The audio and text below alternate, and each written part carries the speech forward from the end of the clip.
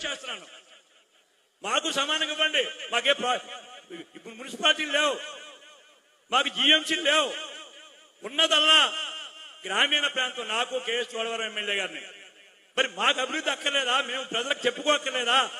మేము ప్రజలకు జవాబుదారు కాదా? దయించి మహానాడు ద్వారా సరే, నేను అధ్యక్షురాని మహానాడుని, సమానంగా ఇవ్వండి.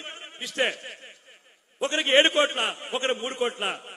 మీకు చెప్పిన తర్వాత కూడా, మీతో ప్లానింగ్ బోర్డులో మాట్లాడిన తర్వాత కూడా, ఇరిగేషన్ లో నాకు వచ్చింది 2 కోట్లండి, మీకు వచ్చింది 6-5 కోట్లండి. ఎవరు చెప్పుకోవాలి నా బాధ? ఇది పార్టీ వేదిక కనుక చెప్తున్నాను, ప్రెస్ మీట్ పెట్టి చెప్పలేను నేను. మరి ఈ బాధ ఎవరు చెప్పుకోవాలి? మీకే చెప్పుకోవాలా? ప్లానింగ్ బోర్డు చేయంగా మీకు చెప్పాలా, జిల్లా మంత్రిగా ఆమె చెప్పాలా? దయించి కోరేది, వివక్ష చేయకండి, మా ప్రజలకు అన్యాయం చేయకండి, మాకు సమానంగా ఇవ్వండి. ఎందుకు మమ్మల్ని 3 కోట్లు 2 కోట్లు తగ్గిస్తున్నారు? మీ 28,000 మెజార్టీ మేము గెలిచామే, మేము ప్రజలకు జవాబుదారమే.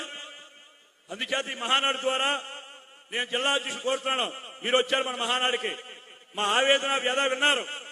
ఒక పక్క షుగర్ ఫ్యాక్టరీ మూసేస్తూ ఉన్నాం, ఆధునీకరణ చేయాలా. 3 నియోజకవర్గాలు ఆధారపడి ఉన్నాయి. దయించి నేను తాతయ్య బాబు గారి ద్వారా, జిల్లా అధ్యక్షుడు ద్వారా నేను 2 మంత్రుల్ని కోరుతున్నాను. లేదు కదా, ఒక 3 ఏళ్ళు 4 ఏళ్ళలో ఈ 4 క్రాప్ హాలిడే అని చెప్పి అనౌన్స్ చేయండి.